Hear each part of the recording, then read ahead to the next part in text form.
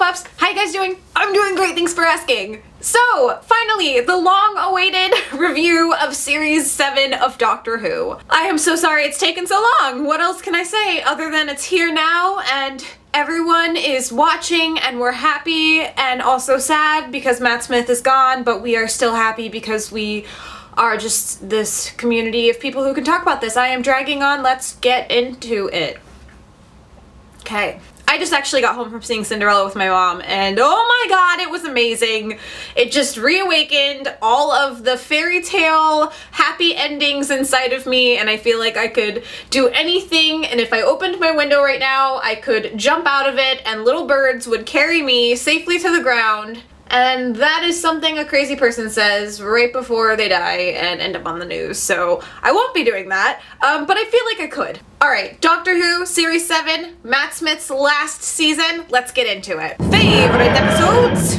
The Power of Three. I thought this episode was just a really cool concept for showing the passing of time. Also, I kinda just enjoyed the storyline about the cubes. They were kinda weird and people just took them in their homes and it was weird, but I liked it. The Angels Take Manhattan. I hated this episode. Hated it.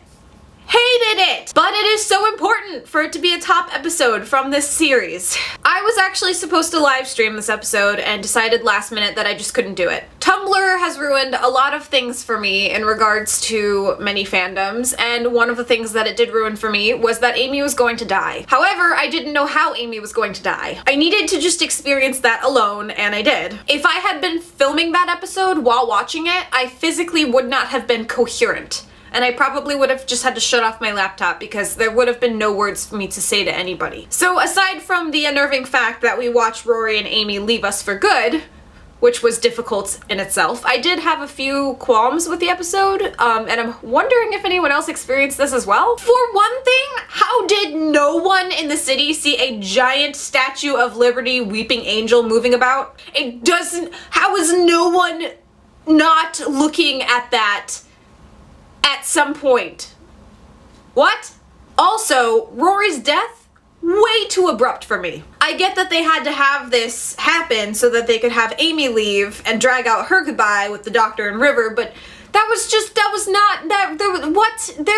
no time, nothing to like, just bye, Rory, what? Why? Not okay. Also, River seemed a little too nonchalant about her parents dying.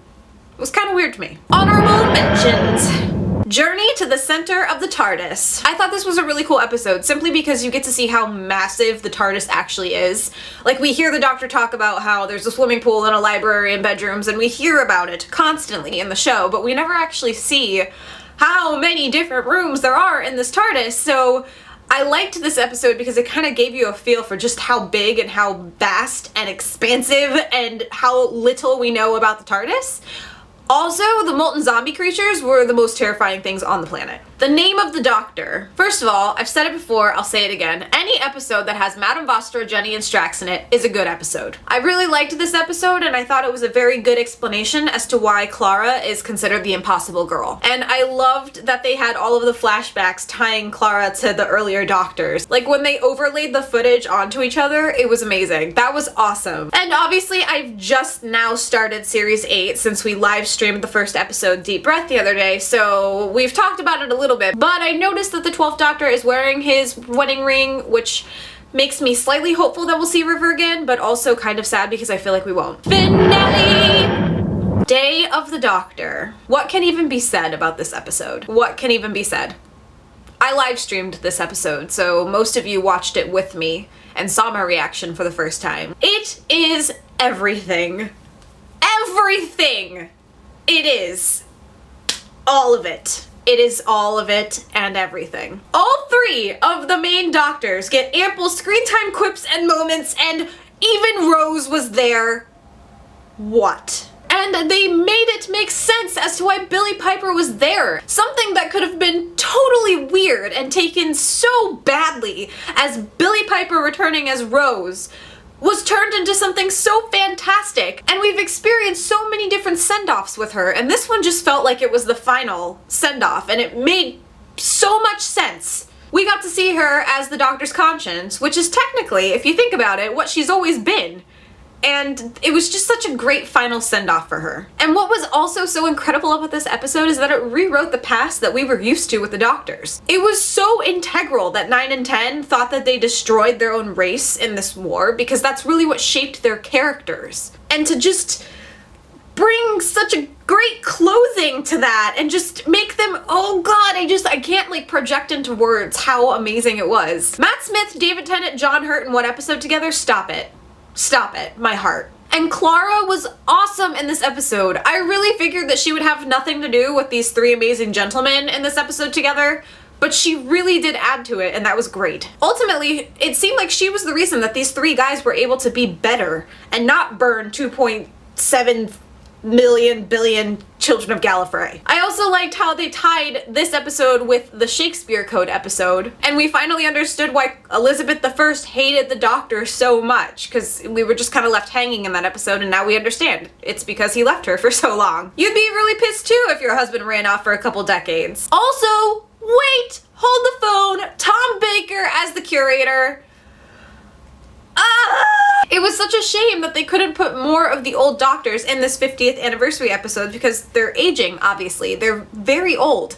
So they can't look old because they're supposed to look the way they are, and because they are aging in real life, it's very difficult to put them into an episode. Stephen Moffat definitely recognized the importance of putting Doctor Who history into the 50th anniversary episode, and so finding Tom Baker, one of the oldest living Doctors still remaining, and placing him in this episode was so crucial and important. He put forth that it is a possibility that the Doctor can revisit old faces, and that was just so fun and creative. And yes, I understand that final scene with all of the Doctors lined up was just literally done for the fans. That was done for us watching. But when you see that scene where the Doctors are just all appearing and suddenly you see Capaldi's eyes and you're just like, oh! Like, I can only imagine how awesome that must have been for someone who was watching the 50th, like, then, like when it was airing. Because from what I understand, Peter Capaldi was only announced like either a couple weeks or a couple days before the 50th actually started. So to just have Capaldi's eyes appear was probably amazing for those people, and I'm like upset that I didn't experience it when everyone else experienced it, but that's still awesome. So it was just, wow, it pumped me up.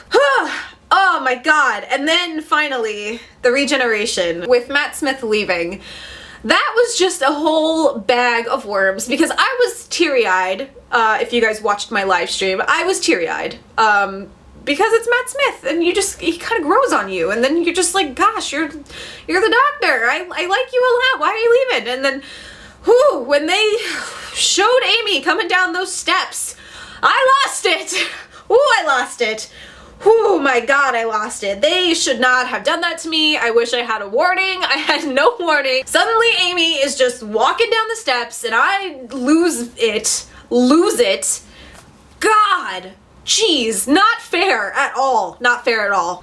So anyway, regardless, Series 7 was so good. So good. I enjoyed it so much. And Series 8 so far, I'm about a couple episodes in. I'm still getting used to it. I thought Deep Breath was a really cool episode, and I loved the little send-off that we have of Matt Smith and Deep Breath, the first episode of Series 8. So I will be doing live streams for Series 8, and I will be doing, obviously, a review of Series 8. I'm working on the season now, so once I'm done, that will be up. Series 7 is probably one of my favorite series. It was one of the best. Alright you guys, if this is the first video they're seeing of mine, hi, I'm Kayleigh. You should subscribe by hitting that red button right down there, and we can become best friends forever. Links to my Twitter, Tumblr, Facebook, and Instagram are also down below. I will see you guys in a few days with another video. Peace out, Trouts.